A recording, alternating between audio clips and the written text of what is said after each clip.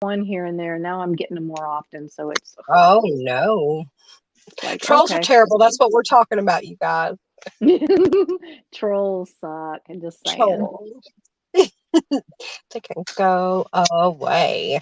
Uh-huh. We'll just a couple more seconds for some people to come in. Like I said, I brought another device so I can turn myself a moderator. I haven't found out how to use this platform and moderate from my cell phone yet. I'm sure there's a way, but I don't know that yet. I have no clue. Let's see. Hey, you doing the Zoom? Hey, Lily, how are you? Let's see. Let's Hey, see if you can Lily. see that. Can you see that comment coming across the screen easier I than the can one to see the there's a side? comment. I can see there's a comment, but I'd have to go. Okay, that's okay. That's all right then. Hmm. Thank you for sharing out, Lily, earlier. I appreciate that. Maybe we'll get some more traffic coming in. We have Amber here today. If you guys, good, Lily. She says she's fantastic. Great. So are we. So are we. So this is Doing pretty Amber. good. If you have any Hey. questions for her, leave us a question, Lily. Amber, have you always been carnivore? Let's start there. Did you start Oh ketogenic no, carnivore? no, no, no, no. No. Back in 2017, June 2017, I kind of stumbled across keto, and I did that for 2 years. And then towards the end of my second year, I transitioned into carnivore. And it wasn't because I didn't like keto or it wasn't working for me. It was that I was still on one blood pressure medication, and I had still some rosacea like across my nose just a little bit. And and I had a friend who was really bugging me. Oh, you're going to end up there. And he's my co host for a podcast that we do together. And I was the keto part and he was the carnivore part. And I was like, okay, you know what? I'm just going to give it a go just to kind of see what it's like. It's not that big of a deal. I had cut out most everything out of keto anyway by that point because I just didn't care about food anymore, really. So it was super easy for me to transition. But I did discover that the one thing that made a huge difference within like the first week was digestive health. It was crazy. I didn't even understand that I had issues with digestion because on keto it was so much better than the standard American diet, which I had been doing, most of my life, and I had issues with my stomach from a very young age. I mean, I was going to doctors and having, x-rays of my stomach where you drink that nasty chalk stuff and they take x-rays, to see as it goes down and stuff like that. And I remember back as far as being 3 years old hurting. So when I went to keto, it was like so much better. And I was like, yeehaw. But then like carnivore, I was like, oh my gosh, this is what good digestion feels like. So that's why I'm still on it. Right. For Okay. sure. Right. So we have a couple more people coming in. Lisa and Wills Halls, hello. And Andre Pitts Hi. are How y'all? hi. Hi, Andre. Well, I have not yet tried carnivore, but I do have some issues, stomach issues. So I may Mm. dabble in that a little bit at some point. But you had those issues your whole life then, Oh basically, yeah. Oh, if you definitely. notice Well, that. I was very much into vegetables. Even as a young kid, like I said, when I was 3 years old, I was eating a can of spinach for breakfast. That's what I wanted. And it wasn't because of Popeye or anything like that. That's what I wanted. And not saying I didn't like cereal, I did, but I loved spinach. And I kind of have eaten vegetables my whole entire life. I was not one of those kids that disliked it. I liked it. And that's primarily what I was eating with just like a little bit of lean chicken breast and occasional fish, but it was primarily vegetables. I was dang near a vegetarian at that point, not being a vegetarian. And yeah, so it's quite the difference, I will say. Right. And so did you notice an up in weight at all when you transitioned from keto into the carnivore lifestyle? Yes, I did. Yes, I did. And this is not an uncommon thing, but Right. the problem that I also had is I'm pretty sure I was at the start of menopause. So it kind of happened at the same time. So I don't know for sure if that would have happened if I wasn't going through those hormonal changes. I'm working with a doctor right now to kind of a hormone doctor to kind of try to get that under control. But in the meantime, right now, my issue where I've kind of upticked in weight a little bit is I have extremely high cortisol levels. And I'm pretty sure it's just flat external stress because I am super stressed. And, just all the situation, and I don't do well with changes. And with this whole COVID stupidness, having everybody be at home. My husband's working from home, and then I have my little 22-month-old granddaughter in the house. We don't have a big house. My mom's living with us. And so it's this huge disruption, which just does not work for me. So there's all that stress. And then you have all the other stuff you see all over the place as we're going through right now, all of us. That stress. Plus, I'm super, super busy. I've started, the podcast. I work with MeetRx and I do their podcast, and I just resigned basically from doing graphics for MeetRx. So I'm just doing the podcast now, but I was involved a lot with that, and plus doing interviews and coaching, and it was just a lot. And so that I'm pretty sure that's what the issue is with the cortisol. But as you know, when you have high cortisol, you're not going to do anything with the weight loss area, and it can even cause you to gain weight even though you're not doing anything different. So that is it. Stress is such a huge thing. And I mean, I always knew that, but until I really experienced it firsthand, I had no idea just how important it is to find a way to deal with stress, especially right now. We're all under stress in some way or another. And it affects you. It affects you from cravings to your hormones to, you have this emotional eating. It's just a horrible situation. And it's like this, cycle. It just keeps going around and around, one thing after another. You can't get off the roller coaster. So Right. I didn't, until I seen your last podcast, I didn't realize that there was a blood test they could do for you to tell you how much cortisol was in your system. yeah. I would hate to see what mine even says for real. Mm. Is there correlation between menopause transition and cortisol Yes. levels in your body Yes. anyway? Yes. Because that's what I was thinking. Yes. Yeah. And, So yay, even more. Yay. yay. So you have internal and external stresses Yes. coming in here, Yes. Yes. I love Yay. when Woohoo. the doctors start with that question. Well, is there any stress in your life? Oh, really? I'm married. I'm working. Yes, seriously.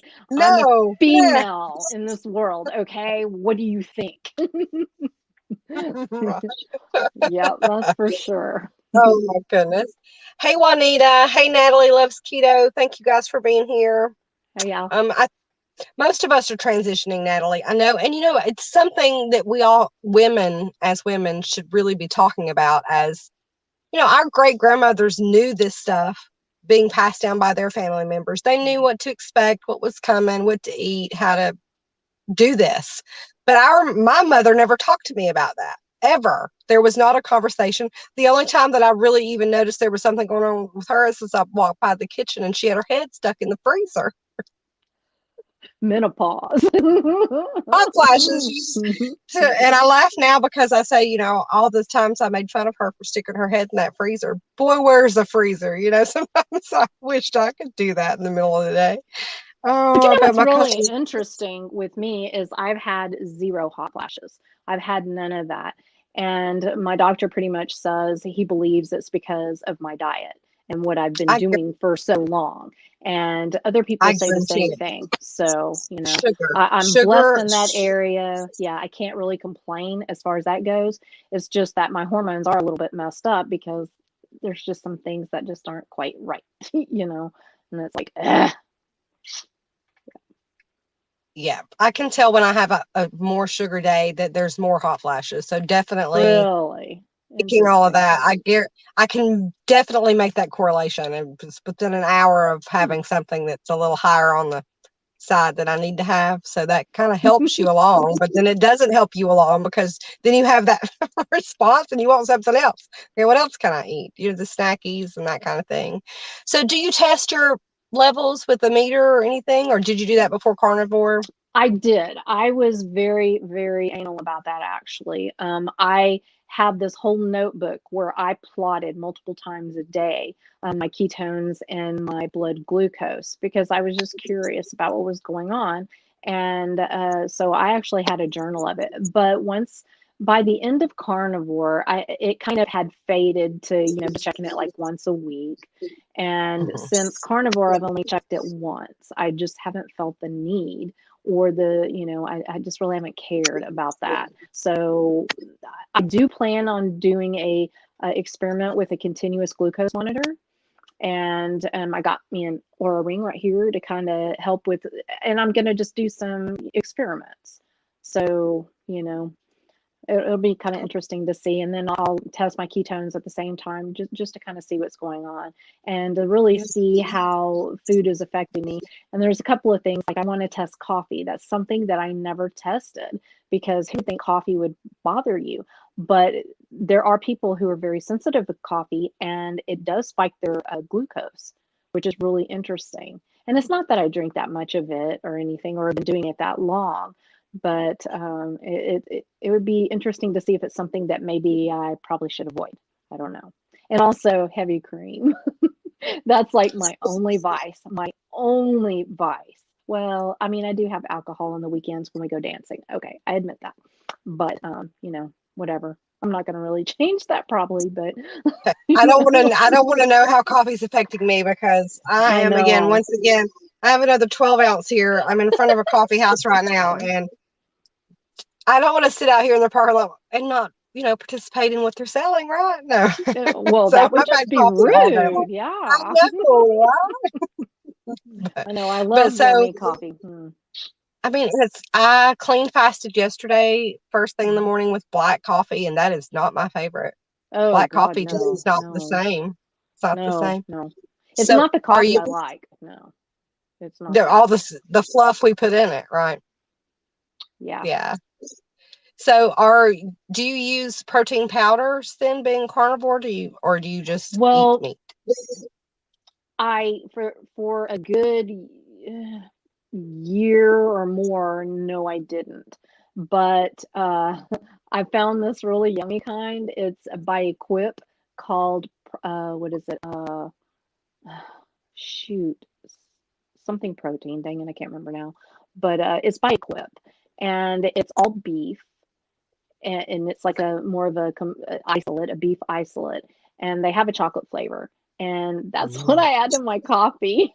So it gives it Yeah. that yumminess and kind of gives it some creamy because of the collagen that's in it, and just a little bit of flavor. So I do that occasionally. I don't do it every day. I was when I was kind of in my super stressed state. I was Mhm. having more of that and a little bit heavy on the whipping cream, but now I'm down to like, 2 cups of coffee a week. I allow it on the weekends, one Saturday morning, one Sunday morning. It's kind of like my thing. And I'm hoping to kind of eventually just weed it all out because I get a Oh little yeah. kind of crazy with the whipped cream. I just feel like it's probably, kind of causing me to have a little bit of an addiction. And I'm so glad to be rid of all that. I really don't want to do that again. So I feel myself being drawn, and I want to just take the carton and So, go whoop. every day, every morning, you're looking more forward to the coffee than you Yes, should. yes, That's definitely me. yes. Definitely. I don't see I'm not quite there to giving it my coffee yet, but Oh, that's what I want, and it's to the point now where, and I used to do this with sweets. I didn't want anything else. I could care less about eating anything else. Food could just go away. Just give me the cake, the whatever. And I just give me the coffee. I don't need to eat. Whatever. So it's like, yeah, that's probably not a good thing. At least it has protein in it, right? well, I guess. Um, Tammy is here from Keto Chaos, and she says whipped cream is her nemesis as well. Yeah. I think all of us, if you like coffee, you're probably like cream, not coffee. That's just me. Unless So, you're Amber, a weirdo. I just don't get it. well, I don't know. Some people don't like coffee, or some people just don't have it, as a Yeah. Well, religious that would make sense to reasons. me. But drinking it black does not make sense to me. Listen, I tried it yesterday and I thought I'm going to do that all week. This morning I was like, I'm not. Another Yeah. dirty fast day. Yeah.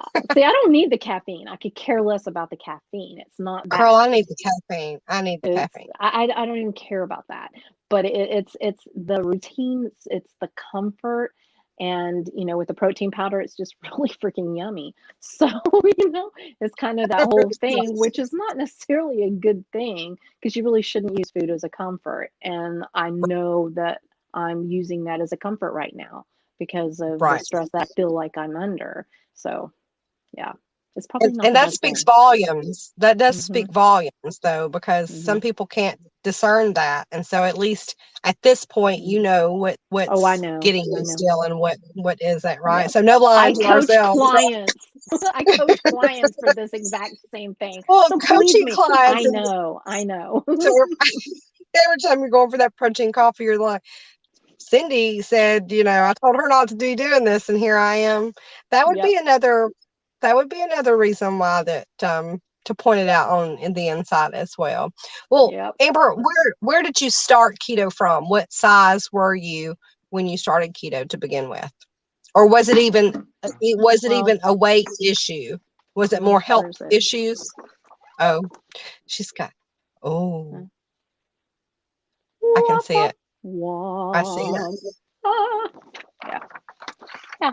Somewhere around there. I was a little bit less than that because I had lost weight multiple times through Weight Watchers. Yes, the best. The ones it's so easy to sustain. I mean, I lost, 80 to 100 pounds multiple times doing it, but it was so freaking miserable, I would gain it right back. So I was a little bit less than that. That was my absolute heaviest. I don't have a picture of where I started, but I wasn't Right. quite that bad because I never quite fully gained my weight back each time. So, um, I'm not exactly sure. I want to say I started like maybe 185 somewhere there. And my heaviest was like, 220, something like that. So, Right. yeah. And I was a You have probably. size like at that time I want to say I was like up to an 18 or something like that if I'm not mistaken. Hmm. And then I got And down to so, a 0.2 and now I'm back up to a 4. Woo! Yeah. but but still, that's amazing though. To from an 18 to a 4.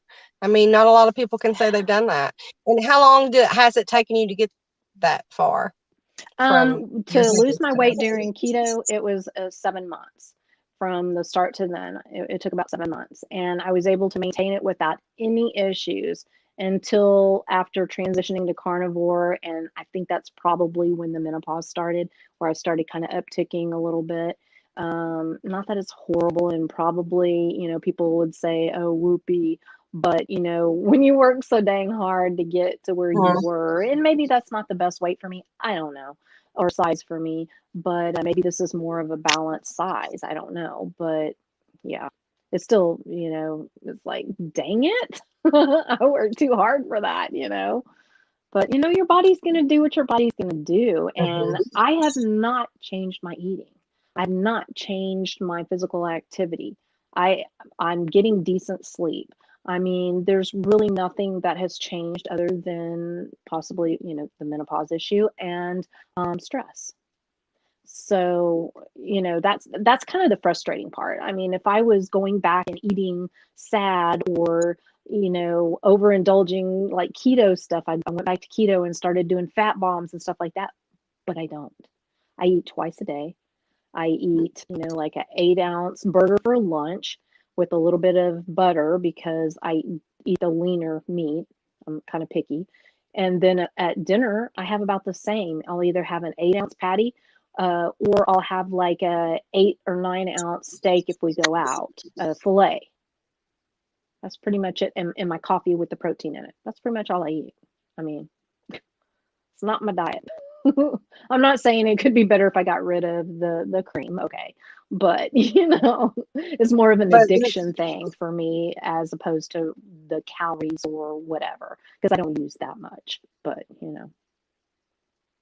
Right. And there's really nothing much else for you to give up at this point besides the cream, right? I mean, Yeah, you can't really change the stress at the time for the times that we're in. I guess some of trying, but these, yeah, what can you do, you know? I mean, not a whole lot, not a whole lot. Nope. So where can people find you at, Amber? I mean, I know that on my end, but tell the people here in case somebody comes back by later and wants to find you on other platforms. Where are you? Yeah.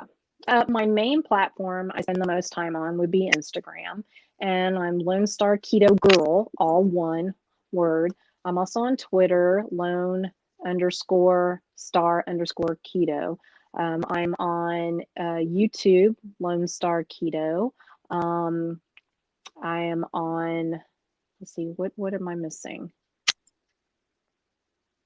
I did Instagram, Twitter, YouTube.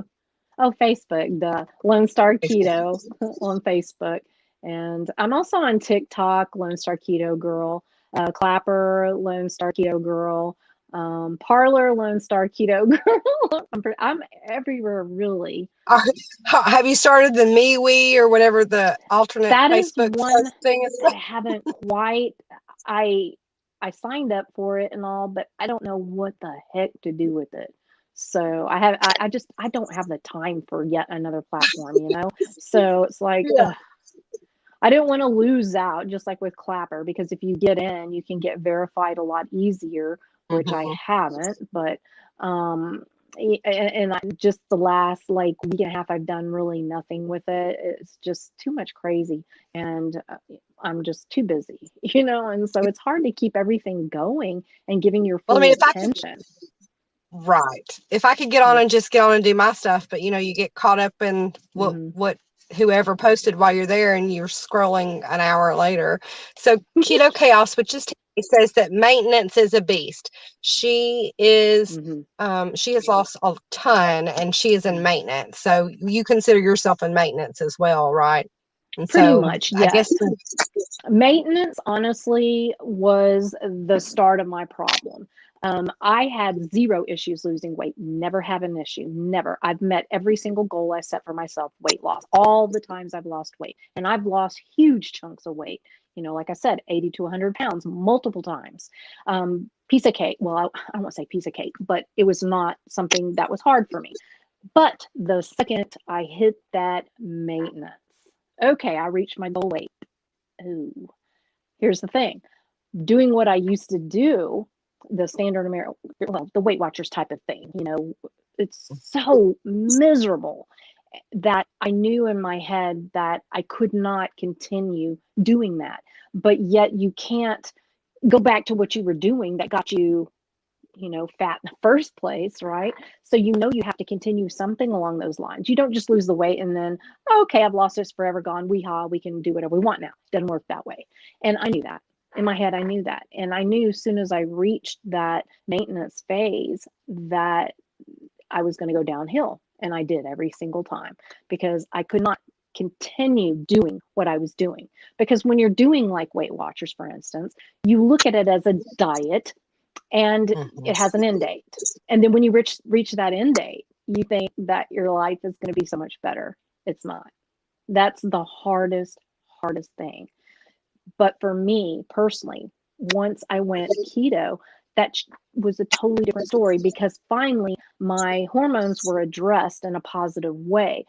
So I didn't have the cravings, I didn't have the hunger, I didn't have the moods, I didn't have as much of an emotional need for the foods because I was, living on them ketones, baby. They were like rocking. I never felt anything like that in my whole entire life.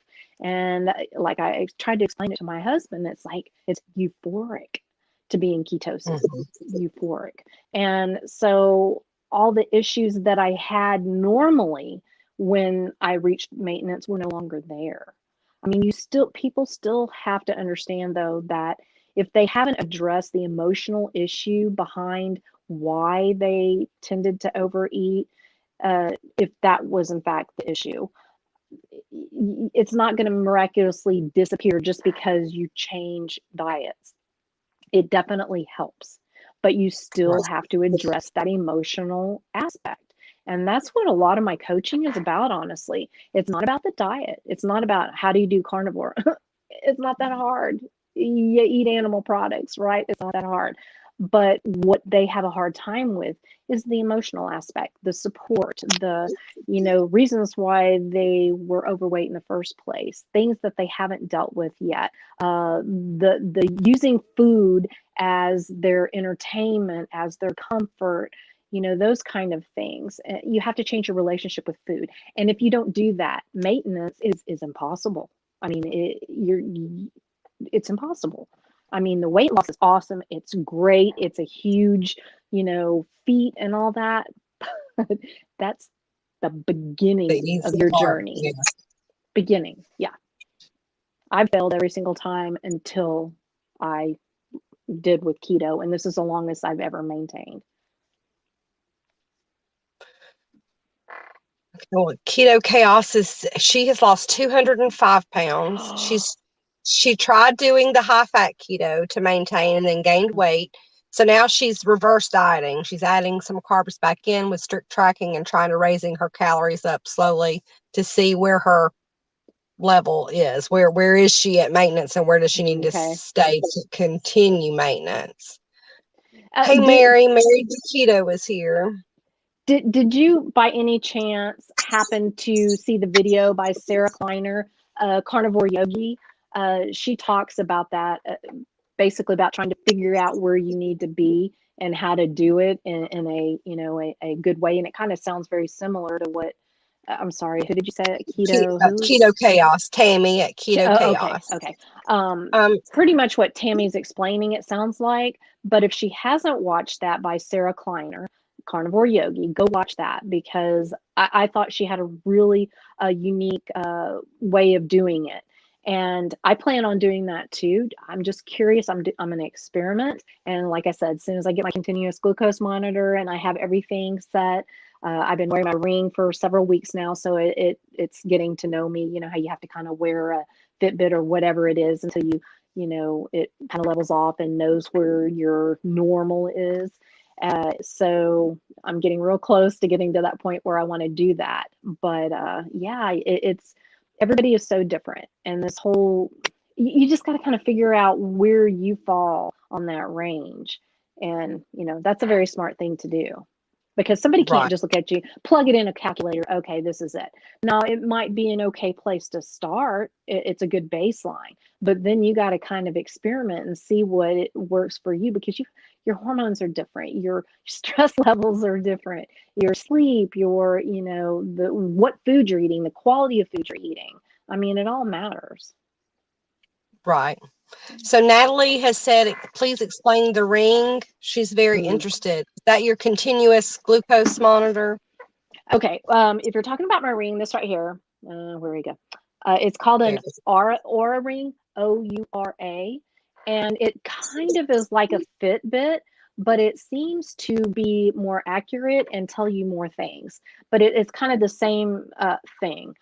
And you have an app on the phone that it connects to, like a Fitbit, and it'll tell you things like your resting heart rate, how quick your heart recovers, your quality of sleep, your heart variability, all kinds of cool stuff. So it kind of analyzes everything, and then it'll give you a score, which is kind of interesting.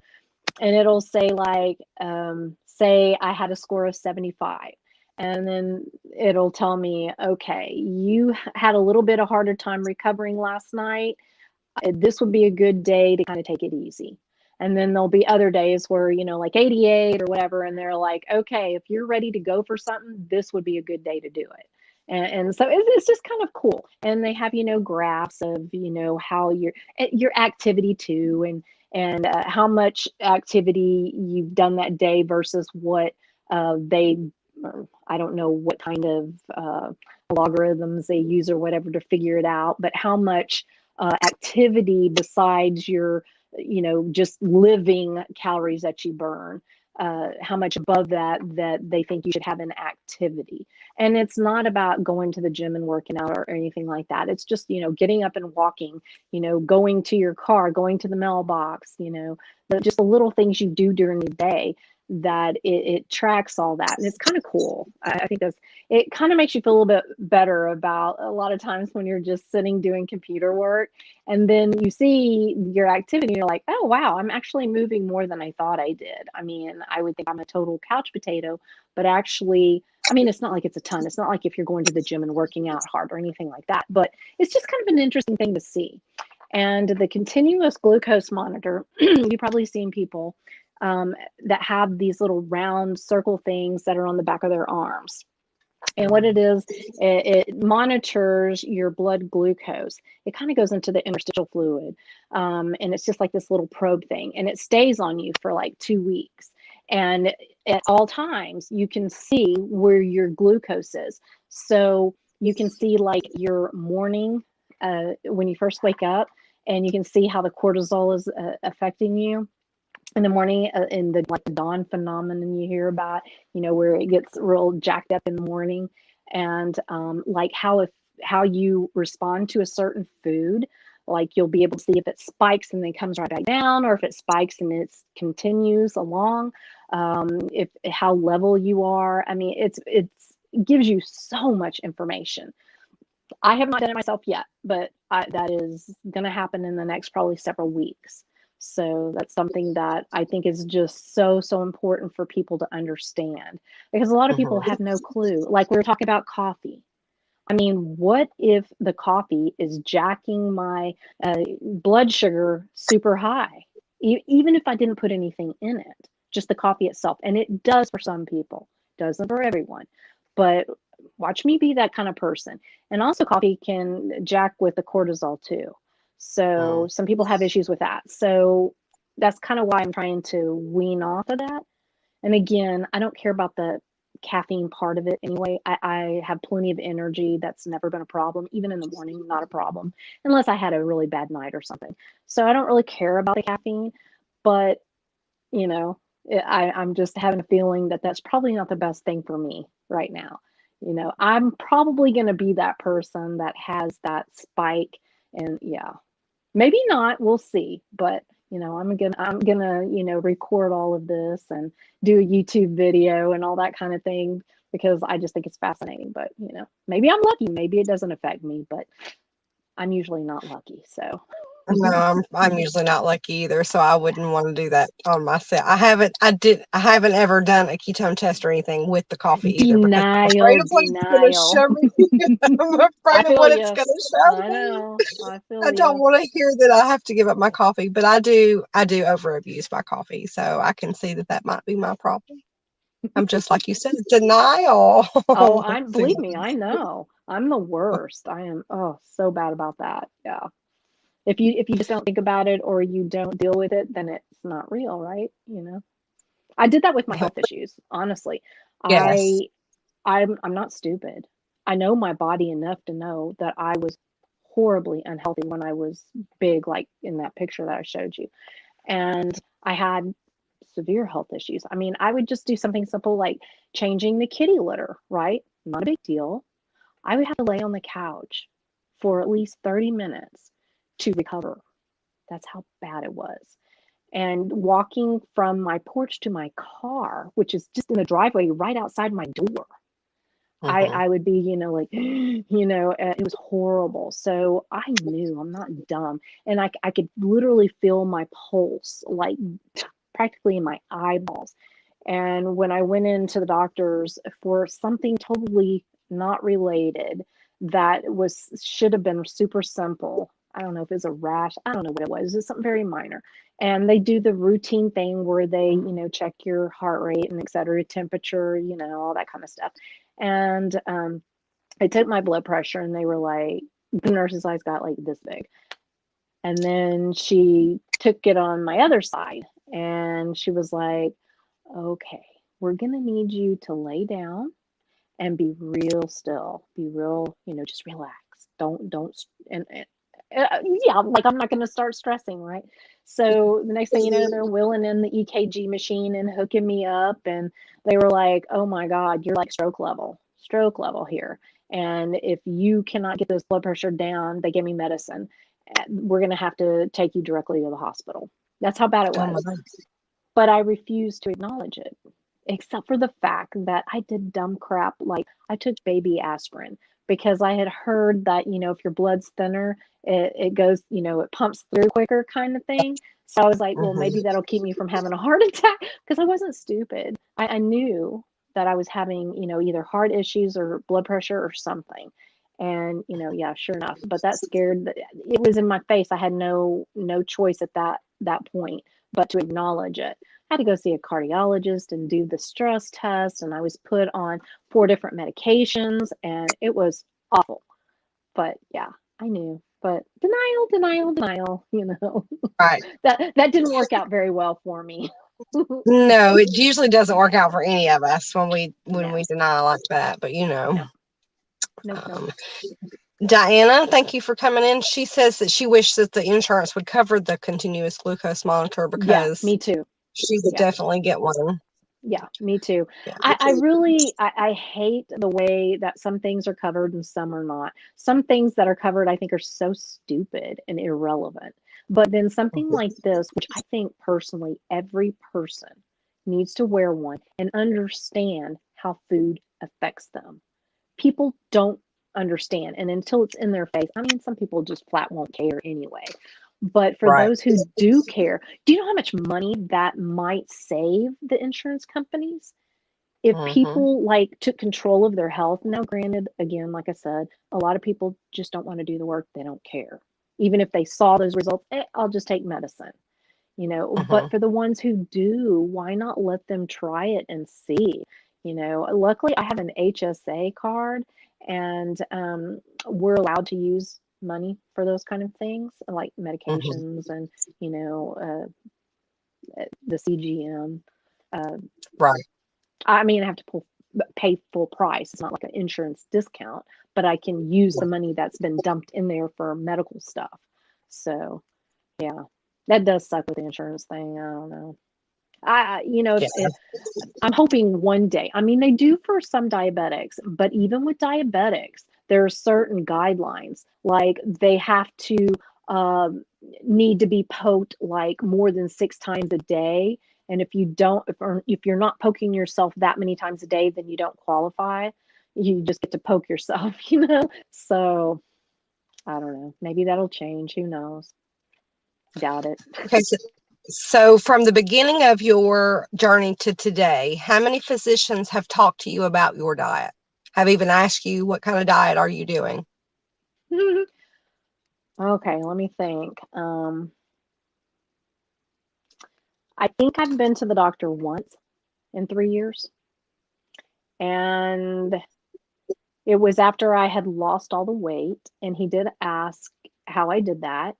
And I told him, and he was like, oh, okay, all right. He goes, just be kind of careful because that's not something you want to stay on long term.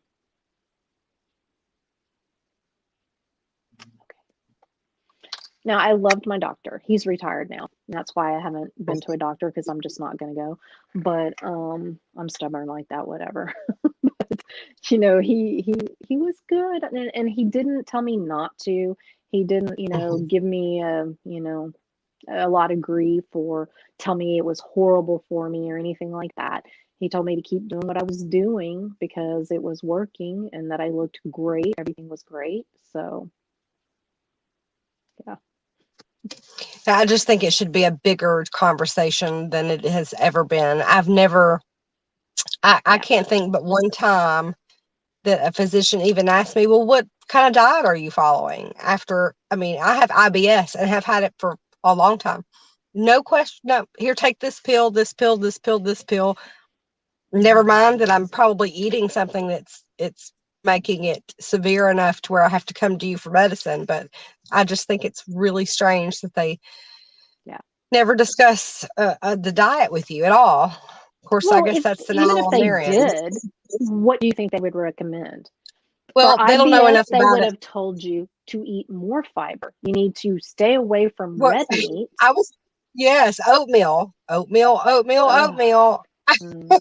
Yeah, let me tell you how that worked for me. It Yeah, didn't. yeah, it But didn't. when It I makes it worse. eliminated plants, Mm, everything got better. I mean, it was crazy. It was within days that it went from, well, what I thought was good, but it really wasn't, to having zero issues.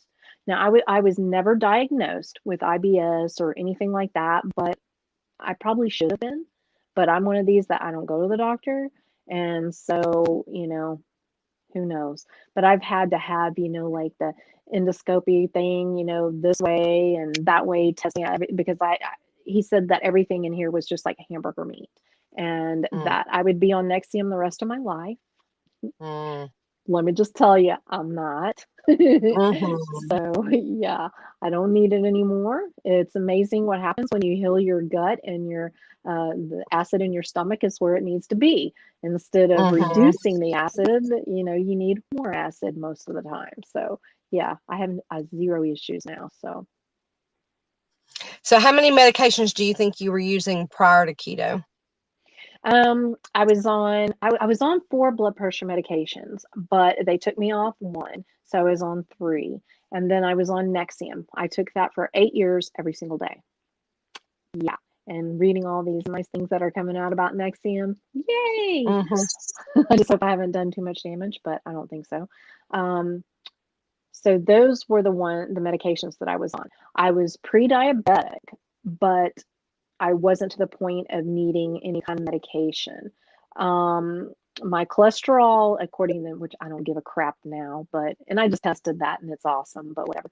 But I was right at the edge of that, so I didn't need, statins or anything like that. So it was just the pressure medication, and I should have been on medication for rosacea, but it kind of helped, but it wasn't helping enough to warrant having to continually keep going back and then paying for the medications. And so I stopped taking that, like, gosh, in my late 20s or something like that. And plus, some of the stuff you shouldn't take when you're having, at childbearing age. And I was, right there having my kids. So I stopped taking that. But I probably should have been on that according to doctors. But yeah. And now I'm on zero medications, in case you're wondering. 0. So, That is great. That's yeah, awesome. yes, Right. Lily is saying that her blood sugar, her glucose has been really good in the mornings for the last little bit, 70s and 80s. And then today, all of a sudden, it was 150 with no change in her eating. So she's having problems with her glucose. She's just turned carnivore as well. I'm not sure. I can't remember, Lily, how long you've been carnivore right now. That's top of my yes. head, but she's recently been into the carnivore. So hopefully that will level out a little bit Yeah, once you it get usually going. does now. It's not uncommon for carnivores to have their blood glucose a little bit higher than what they did prior to carnivore. That's not unusual, and it's not a bad thing. It would take me forever to even get into explaining it, and I'm not an expert, so I don't even want to go there.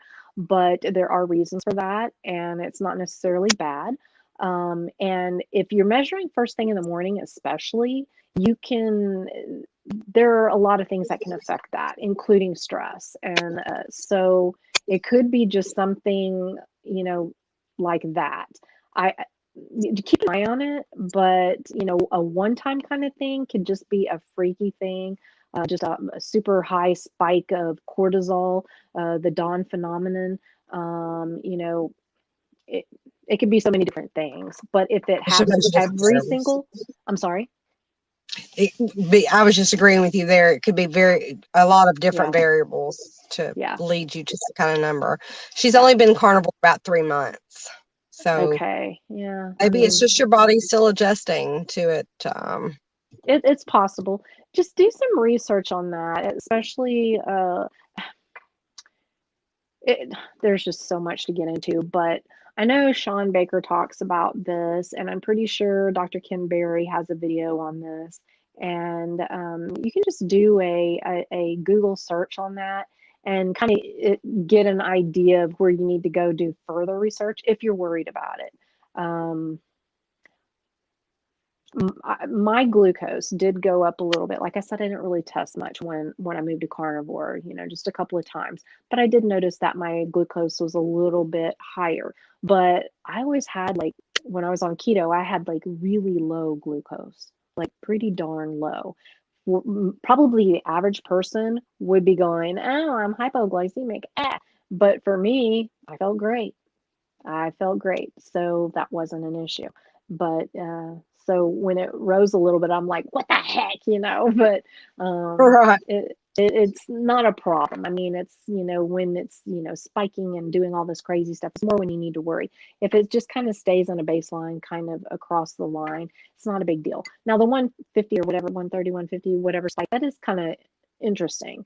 But you might want to kind of check for like a week and graph it and just kind of see if this is something that happens at a certain time of the day, because a lot of people, they'll have certain reactions at certain times of the day, like in the morning when your cortisol shoots up. It could have some kind of effect there. So I would definitely kind of plot it and just kind of see if it's a pattern. Natalie has a question, but I'm going to say yes, Natalie, that's normal. I don't know. Have you done an egg fast before, Amber? I have, Have you I done have. egg fasts before? Yeah. And matter of Are you on fact, Pinterest? yes, I am actually LoneStar Keto.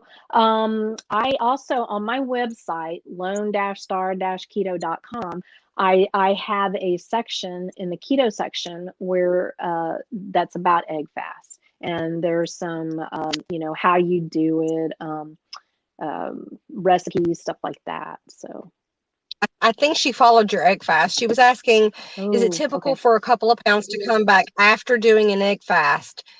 any And it fast, is. It yes, is, any fast, yes, especially if you didn't do the transition days along with after your egg fast. yeah, So yeah. That's very normal, yes. And that's true with any fast. You can do a eat nothing fast, just water, and that happens, yes. yeah. So it's just a refeed. It's just the refeed period. It's like Yeah. because you're depleting your cells, right? Once you're doing some kind of a fast, and once you start eating again, it just started pushing Yeah. that There's water a back in. certain percentage that's expected to gain to come back. I can't remember exactly what the percentage is, but I yeah. think she Natalie, you lost 5, right? 5.5 pounds, and she gained 2 of those back. So I Okay, still that think sounds that's very normal. Yeah, normal. that's Yeah, perfectly that's just normal. normal. Yes, yes. Yep. Oh, she did 1 day of a transition period, so that's definitely normal then, Yeah. Natalie, I would say. Yeah. Absolutely I've normal. done Yes. 3. I lost 8 pounds on one. I lost 2 pounds on one, and I lost nothing on one. So I guess it just Yeah, yeah. depends on what you're Yep. doing, what your body, how Yep. your body is in wherever you are when you do your fast. Yeah, well, Um, okay, here's the thing too. If you're already eating carnivore, there's really no difference if no you're reason talking to an egg fast, fat. right? No, because it's the same thing. You're It's getting just rid of protein. carbs. And matter of fact, if you're just eating meat and you're not even having eggs, you're having less carbs because eggs have carbs. And plus, if you do some of the other stuff that goes along with the egg fast, like that, the heavy cream, or you add the cheese, those kind of things to make the eggs different, which is what I did, you're getting even more carbs. So technically, a carnivore, if you eliminate the dairy part, is actually more of a thing than an egg fast, if that makes any sense. Yeah. Yeah, it could be more beneficial as well, I'm Yeah. sure. Um, she lost 5.6 pounds in 2 days. So Wow. a couple of days after is when she noticed the two Yeah. pound birth. So, but that Yeah. still is, yeah, that's Very, just very, normal. very normal. Yeah. That's going to happen. I mean, if it doesn't, it's a shocker. You're lucky. Right. Right. Because on your website you have that front page is still that pecan pie. Girl, I every know, time I right? I need to do something. I need oh to, my God, there's that yeah. pecan pie again staring me in the I'll tell you face. what, that's really difficult for me because, being carnivore now, and I see some of the things I consider to be mistakes. for keto and Mm-hmm. potential issues. And so I'm kind of torn. It's like, do I just keep my recipes up there because they're freaking awesome recipes? I mean, my They whole are awesome family recipes. just loved them. But now I look at them and I cringe because I'm like, oh crap.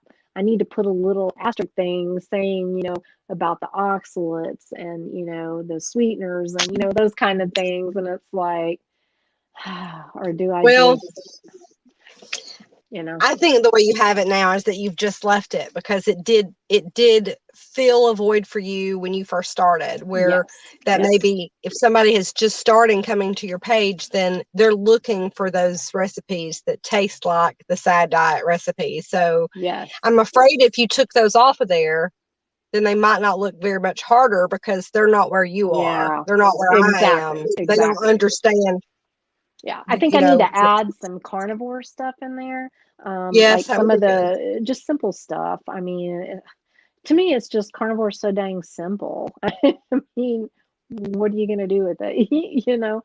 But some people, they do need that. So I may do some of that. I did a bone broth one, Hmm. but I just I just got so busy that I kind of left that. And I'm still working on the carnivore section and I haven't got that live yet. But I'm working on some things, but I'm like in 10 different directions. So Hmm. I got to figure out, okay, what's most important at the time because I only have so many hours in the day with that grandbaby at home. So, Right, right. Okay, well, if you could give three pieces of advice to somebody either starting carnivore or starting keto, you can answer either way you'd like with that. But what three okay. pieces of advice would you just shoot out there first? Hmm, okay. Hmm. You got to narrow it Even down. though, yeah, well, even though I kind of consider myself somewhat of an influencer, be careful about following the dogma, okay? If Mhm. somebody tells you you have to do it this way, and there's only one right way, and if you don't do it this way, then you are not keto or you are not carnivore or whatever, run, run. Don't stick around. No, we are all we're alike, but we're different. We have different needs, and we have different needs throughout our lives. I mean, we change. Like what worked for me yesterday is not working for me today. I'm living it. I'm going to tell you right now. So you have to be willing to evolve. And one size fits all is not going to work for everyone. And it's not going to work for everyone every single day the rest of your life. Your body changes, you change. You have to be willing to evolve. So do not listen to those influencers that tell you you have to do it this way. No, you have to figure out what you can sustain, what works for your body at the point of time you are, and go with that. You have to experiment. You have to experiment. You can't just, oh, well, this is how many carbs I can have, or this is how many, how much meat I'm going to eat a day. No, you can't do that. You have to find a baseline, of course, and then you got to experiment and continue to experiment, continue to evolve, continue to get better because health doesn't have an end point. It doesn't. It's forever. And you have to be willing to, learn and evolve and do what's right for your body at that point in time in your life. That is so, so important. And, another thing too that gets me is we focus way too much on aesthetics. I did too. I'm absolutely guilty. I started keto because I wanted to lose weight. I didn't give a crap about health at that point. I'll be honest with you. I didn't because to me health is like, that's what you do when you're 70, whatever. But let me just tell you, being on the other side, there is nothing that feels better than being healthy. Because guess what? I get to play with my grandbaby. I'm not huffing and puffing. I'm not taking medications. I'm not, stuck at the house because I have to be on oxygen or hooked up to various things. I get to enjoy my life. I get to go places. I get to enjoy my grandbaby. And that is so much more important than having this chiseled abs. Would I like that? Hell yes. but it's not the most important thing. It's not. And we all cannot have that. We're not genetically disposed to do that. And you don't want to do what it takes to be there. So don't focus so much on aesthetics, because remember, it's get healthy to lose weight, not lose weight to get healthy. So just have patience, let your body do what it needs to do, let the hormones regulate, and weight loss will be so much easier. It's so much easier as a nice benefit, but being off medications, having energy, being in good moods, having, the ability to think, you're not in a mental fog, that is so much more important than, looking like this Baywatch babe, because guess what? That's not real and it's not going to last. So, just have patience. Well, that was kind of Patience. really long-winded, but yeah. That's okay. I mean, we understand what you're saying. So that's what. Hey, Vicky Marie, thanks for coming in.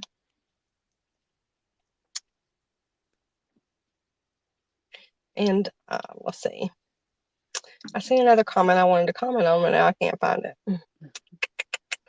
So keto in the chaos, or keto chaos, I always say that wrong, Tammy, says it is true for the influencers. We need to change people, and people need to take a chill pill. So yes, that is true. I mean, I've had so many. The comment section is either our friend or our foe, but I've had novels left, and I've had all kinds of just weird stuff left underneath. And I'm like, yeah, I don't have the time or the energy to spend on that, just whatever. You have your opinion. It's all good, fine, great, go with it. If it works for you, yay. It was about moderation. Don't get me started on moderation. Just don't, but if it works for you, hey, you go, I mean, if all of us could do moderation, we wouldn't have been here to begin with. I don't suppose. Yeah, It wouldn't have been a problem. Yeah. And if you're a food addict, which most of us are because the food's been designed that way, you can't moderate. Can an alcoholic moderate? Can a drug user moderate? No. And neither can a food addict. It's a lot harder actually, because it's in your face constantly 24/7.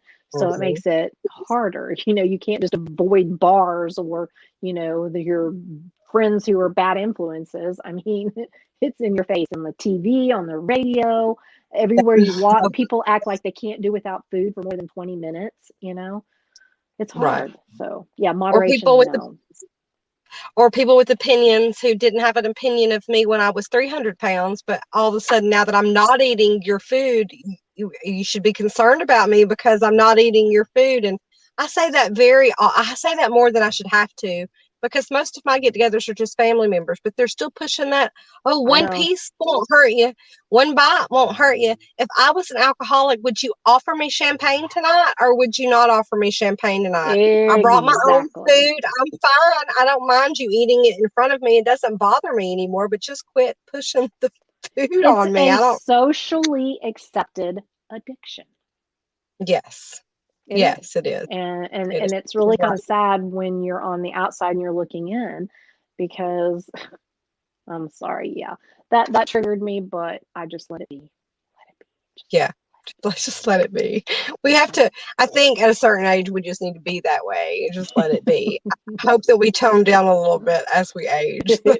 Yeah, I don't know. I'm kind of getting more revved up, Well, like, I used to be a doormat. Now I'm like, that tongue biting doesn't work on you anymore, is what you're saying. You just say, my face lie. I mean, I can lie all day, but my face don't lie. So I'm the worst. I might as well tell you poker what I'm playing? thinking. Nope, no poker facing. Me neither. Yeah. Me neither. Oh, well. At least, I don't bother lying because it's right there. So. I mean, sometimes now at a restaurant or what have you, I will just say I'm diabetic, so please make sure that doesn't have sauce on it, or so they don't look at you like you got two heads. What's keto? What's ketogenic? I mean, does it matter? I'm a paying customer, and if you can appease me, then you should appease me. Why should I have to feel bad about asking for something? Exactly. It's really funny too, like when we go out to restaurants, like I could give a crap. I order what I order, And Mhm. like, so if it's a waitress that we have, our server we haven't had before, and they're writing it down, you can kind of tell. And my husband's like, she only eats meat. That's all she eats, meat. Like that's supposed to help them along with their thought process, right? It's just, It's like, I don't well, really care what they think. my husband used to get really embarrassed because I ask all kinds of questions. Like, do you soak, do you brine your meat? Do you put sauces, a finishing sauce? I don't want any finishing sauce on my meat. I just want the meat, so And does the seasoning have sugar? Are they? Is the steak cooked in seed oil? I mean, you just don't right. know. Is that a griddle? I mean, are you using it on every, yeah, I have all kinds of questions. And I have asked too with salads and said, can you bring me your vinegar and oil? And they're like, what? Like that used to be standard at a steak restaurant. They used to Yes, bring you out the vinegar and oil. But then now I'm asking more questions like, what kind of oil is that you're bringing me? Is that canola yes. oil? Is that what are you bringing me? I need to know. So, Yeah, you don't know. You really don't. You can only do the best you can do. I mean, in those situations. And I like to go out. My husband likes to take me out. And so, that's a risk I take. But thankfully, I'm not in the situation where something like that would just, throw mhm, me out of everything. There are some people who, honestly, something so simple like that one time can mhm, cause severe issues. I'm not like that, but doesn't mean it's good, but I right. accept that risk and I do the best I can. And, I kind of know things. Like, for instance, at Longhorn Steakhouse, that's like our steak place we usually go to, they have sugar in their love, they call it, this butter mixture and the Mhm. seasoning. So there is sugar. So I always ask for salt and pepper only. So, you can do things like that, but you still not, I mean, are they cooking? Are they using seed oils? Do they slap that on the grill and, you know, Or did they purposely put a different oil because you asked for something different? you yeah, know? you don't know. You don't. So, Mm. Lily's saying that she'd posted yesterday on her Facebook page that she had lost 60 pounds and was marking her weight loss. And she said her family just gave her all kinds of criticism, even through Messenger, sent her all kinds of bad stuff about her losing so much weight. Lily, honey, yeah, no, just it's going to take a while for your family to catch on. I got a lot of crap too. A matter of fact, at one point, one family member very close stormed out of the room when my aunt asked me a question about what the diet was and what I was doing. She asked me. I didn't, lecture or anything like that. And I just, I answered the question. And then my family member was like, I just can't even be in the same room. She slammed the chair into the table and walked out of the room. I wasn't preaching, I was answering a question. But that attitude was around for a while. But then after they kind of see how you're doing health wise, you're happy, you're doing things that you've never done before, um, they start kind of more accepting it. And just don't make a big deal of it. Just don't talk about it. Don't, expect others to accommodate you. Just take care of yourself. I always brought my own food and I didn't I really bring my care. own food too. I don't I bring my. care. I mean, it is what it is. They don't have to like it. I'm not asking them to change for me. I'm taking care of Mhm, myself. So there should not be a problem. And the other issue you run into is people don't want to have to confront what they know they're doing that's not good. So when mhm, they see you making positive changes, they know that they should be doing the same thing. They know they're not dumb, but it puts the light on them because you're doing positive stuff, so they must be doing negative stuff. So they mhm, sometimes take that very personally, and it's really interesting. Diet is right up there with politics and religion. I never mhm. understood that, but it is true. So just bear with it. Just understand that they have their own issues they have to deal with, and they're trying to make themselves feel better by making you out to be like doing something unhealthy. Not that they're being mean, not that they don't care about you or anything like that, but it's just projecting their own um, problems or whatever you want to say. But Yeah. it kind of chills after a while. I mean, nobody even blinks now. I mean, especially when I eat a Just steak like this. No, I actually have done that. Yeah. yes, yes. So in your household, are you the only carnivore in your household, or does your immediate family, so their Yeah. standard diet, or are they doing No, they're something more keto. for keto? My husband, he just really feels he needs the variety. My mom pretty Mhm. much, I mean, she pretty much does eat carnivore, but she'll have occasional vegetables and stuff like that. But my husband needs that variety, or he thinks he does.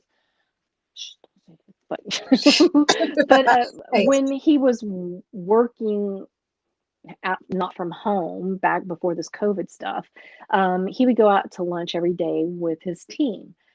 And they would go places where, sit down places. And he was usually able to get something that was fairly decent. It was more keto-ish. Occasionally there might be something that maybe isn't quite keto. But then when he came home, I would cook dinner and it would be carnivore. And he was totally fine with that. But now he's home all day.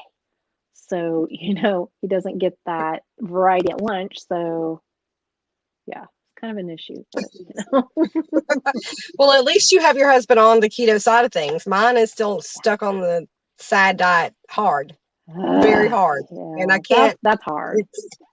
it is hard. It is hard. And my son is there with him on that side. So one day, maybe. That's so hard. One And day. it's really hard too because you care about them and you Mm, know what it's doing to mhm. them. Just like with my grandbaby. When she's here, she eats a certain way because that's what I cook. That's what I have. But Right. my daughter is not necessarily that way. I'm not saying she gives her just all kinds of crap, but she eats more of a standard American diet. And it just kills me, but I can't say anything. I'm not going to say anything. But, I Right. just do the best I can here and try to be an example. And, I talk to her, my little grandbaby about it, and she helps me make the burgers and Mm, she loves real butter, and she puts the butter on the meat for me, stuff like that. So I kind of get her involved with that. But, I you can only do so much, but you just hope that you serve as an example. And once right. people see that you're doing well and you're happy and all that, then they may kind of start questioning and going, "Hey, okay, now what is it you're doing?" But Yeah. you can't really say, "Oh, you need to eat this way," and you're stupid because you're not eating this way, because that Right. just turns them completely off. But Yeah. You got to be let the them. Yeah. example, be a silent example. I mean, that's all you can do. That is right. That is right. Well, I guess we'll just go ahead and wrap up. Nobody has put us any more questions in Okay. the comments there, and I appreciate everybody being here with us. And you Yeah, guys go thank by y'all. and see Amber if you haven't already. Yeah, come Lily said, see me. "Yeah, come see her. She needs more people over here on YouTube. She needs to get Yeah, her numbers way up here on yeah. YouTube." I'm struggling with YouTube, y'all. I just haven't figured it out or something. I don't know. I'm not doing Just something apparently. I don't know. well, I quite enjoy your channel, so don't worry Well, about the thank ones who you. aren't coming by. You just be small for the rest of us. I But don't know where else to go. I really appreciate you taking the time to do this interview with me, Amber. I appreciate it. Absolutely. Thank you for asking me to be on. It was fun. Well, you are welcome. Okay, guys, I guess we will see you guys later. Bye, y'all. Later. Bye.